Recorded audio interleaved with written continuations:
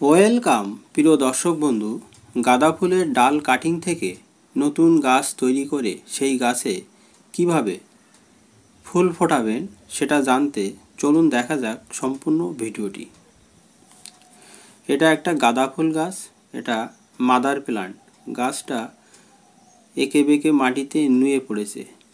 এর ডালগুলো দেখুন বেঁকে বেঁকে উপরের দিকে উঠে এসছে। এই ডালগুলো থেকে আমি নতুন চারা গাছ তৈরি করব। আমি এই ডালগুলো কেটে নিলাম, তারপর নিচের দিকে এই কয়েকটি করে পাতার অংশ কেটে দিয়েছি। ডালগুলো একটু লম্বা করে রেখেই নিয়েছি।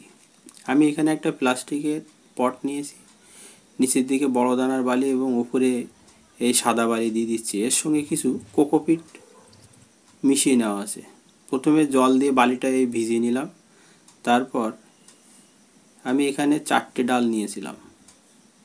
এই ডালগুলো একটা একটা করে এই বসিয়ে দিচ্ছি। এই ডালগুলো বসিয়ে দেওয়ার পরে গোড়ায় মাটিটা এই বালিটা চেপে দেবো, চেপে দিয়ে জল দিয়ে দিচ্ছি। তারপর একটা প্লাস্টিকে দিয়ে কভার করে দেবো এবং এটা ছায়ায় রেখে দেবো। দেখুন, এটা 7 দিন পর আমি এই প্লাস্টিকের এই আবরণটা খুলে দিচ্ছি। দেখুন, প্রচুর পরিমাণে শিকড় গ্রো করেছে।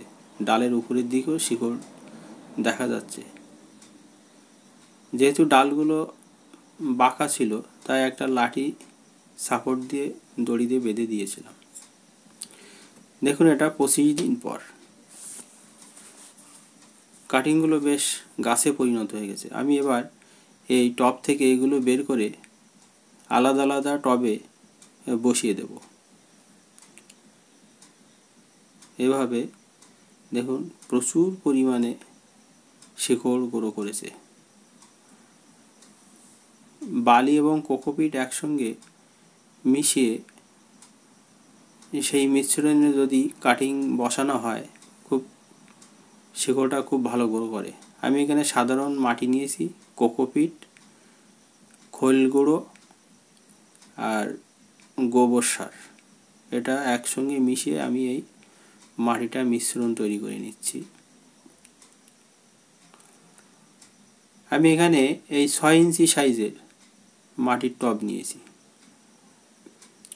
নিচে খোলামখুশি দিচ্ছি যাতে খুব সহজে জল ড্রেনেজ হতে পারে।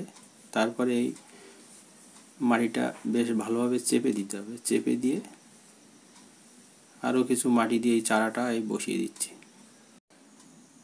গোড়ার মাটিটা ভালোভাবে চেপে দেবো। চেপে দিয়ে বেশি করে জল দিয়ে সম্পূর্ণ মাটিটা ভিজিয়ে দেবো। এটা কিন্তু ছায়ায় রেখে দিতে হবে। 3টে করে পাতার পর্ব রেখে আমি এই ডগাটা কেটে দিচ্ছি। এটা 50 দিন পর দেখুন, মেন ডগাটা কেটে দেওয়ার পরে প্রচুর পরিমাণে পাশকলি বের হয়ে সেগুলো অনেক বড় বড় শাখায় পরিণত হয়েছে। এবার আরও একটা পর্বের ডগা কিন্তু আমি কেটে দেব, এরকম 3টে করে পাতার পর্ব রেখে। তাহলে গাছগুলো আরও ঝাঁকড়া তৈরি হবে।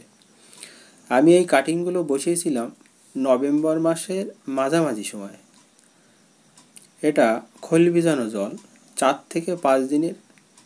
এটা নিয়মিতভাবে দিয়ে যেতে হবে সপ্তাহে একবার, তাহলে গাছের গ্রোথ এবং চেহারা ভালো থাকবে। এটা 70 দিন পর ডগাগুলো কেটে দেওয়ার পরে গাছগুলো আরও ঝাঁকড়া হয়ে উঠেছে। আর কিন্তু ডগা কাটার দরকার নেই। গাছগুলো খুব সুন্দর চেহারা নিয়েছে। যেহেতু অর্গানিক পদ্ধতিতে এই গাছগুলো গাঁদা চাষ করা হয়েছে, এই গাছে কোনো রকম পোকার আক্রমণ নেই। ইতিমধ্যে কিছু কিছু ডগায় কুঁড়ি চলে এসেছে। এটা 80 দিন পর দেখুন, কুঁড়িগুলো অনেক বড় বড় হয়ে ফুল ফোটার মতো পরিস্থিতি তৈরি হয়েছে। 3 মাস পর দেখুন, প্রত্যেক গাছে প্রচুর পরিমাণে ফুল ফুটে গেছে। এটা এক ধরনের লাল গাঁদা বা রক্ত গাঁদা। ভিডিওর বিস্তারিত তথ্য ডেসক্রিপশন বক্সে পেয়ে যাবেন। নতুন দর্শক বন্ধুরা অবশ্যই চ্যানেলটি সাবস্ক্রাইব করবেন। আর সাবস্ক্রাইবার বন্ধুদের অনেক শুভেচ্ছা ও ধন্যবাদ। সারা বছর এই ধরনের গাঁদা চাষ করা যায়। ভালো থাকবেন, সুস্থ থাকবেন। ভিডিওটি দেখার জন্য অনেক অনেক ধন্যবাদ।